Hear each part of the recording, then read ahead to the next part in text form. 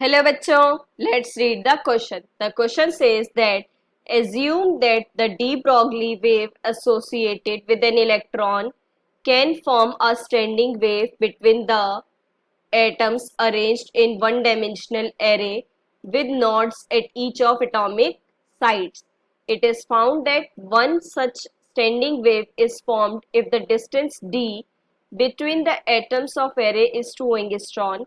A similar standing wave is again formed if d is increased to 2.5 angstrom but not for any intermediate value of d. Find the energy of electrons in electron volt and the least value of d for which standing wave of type described above can form. ठीक है बच्चों, तो देखो सबसे पहले की concept है हमारे पास, दैट इज स्टैंडिंग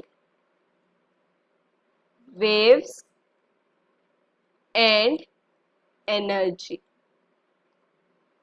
अब अगर बात करें हम स्टैंडिंग वेव्स की,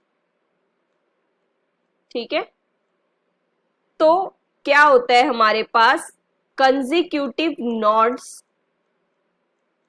इसका क्या मतलब है, जो नोड्स बन रहे हैं साथ साथ, ठीक है,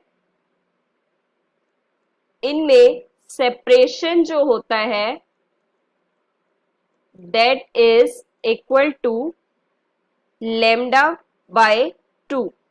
ठीक है बच्चों, अब अगर d की बात की जाए तो वो n लैम्डा बाय 2, क्योंकि कंजिक्यूटिव है कहां से, ठीक है, जहां पे n क्या है आपके पास, कोई भी इंटीजर फॉर्म है.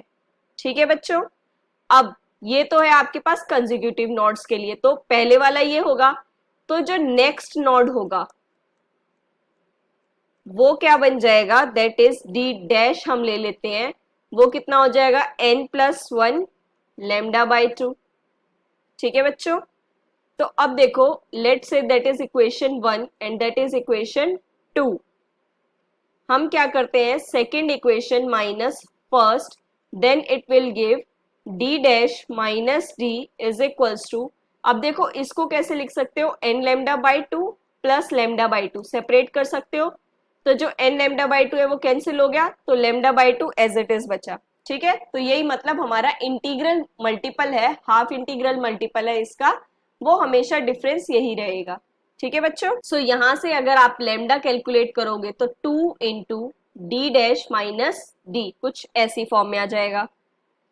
अब जो d हमें गिवन है वो कितना था, 2 एंगस्ट्रॉन, लेकिन जो d डैश है ये कितना बोला है, देखो लैंग्वेज पढ़ो, इज इंक्रीज 2, मतलब कि 2.5 एंगस्ट्रॉन बन गया. तो यहां से वैल्यूज रखोगे तो इंटू 2 और ये कितना हो जाएगा 2.5 माइनस 2 मतलब 0.5, तो कितना आ जाएगा ये 1 एंगस्ट्रॉन. ठीक है बच्चों, अब बात करते हैं हम एनर्जी की.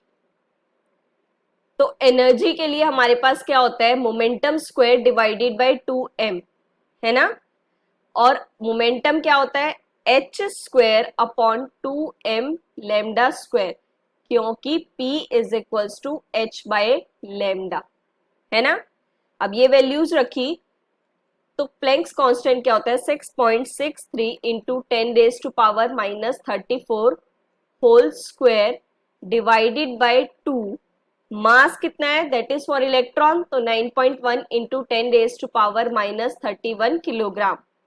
और वेवलेंथ कितनी आई है 1 एंगस्ट्रॉन, तो 10 raise to power minus 10 metre और इसका स्क्वायर.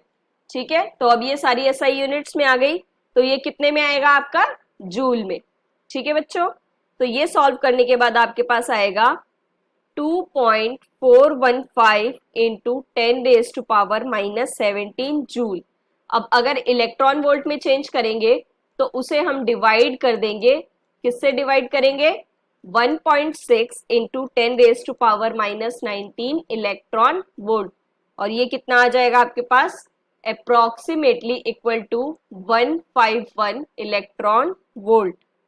ठीक है बच्चों, अब हमें बोला है लीस्ट वैल्यू ऑफ डी निकालनी है, तो for least value of D तो हम क्या करेंगे, n को क्या करेंगे 1 पुट करते हैं। ठीक है बच्चों, तो जो d मिनिमम भी बोल सकते हैं, ये कितना आ जाएगा आपके पास λ/2, और लैम्डा कितना है 1 एंगस्ट्रॉन, तो ये कितना आ जाएगा 0.5 एंगस्ट्रॉन। ठीक है बच्चों, so the final answer for energy in electron volt is 151 electron volt and that minimum D value is 0.5 angstrom.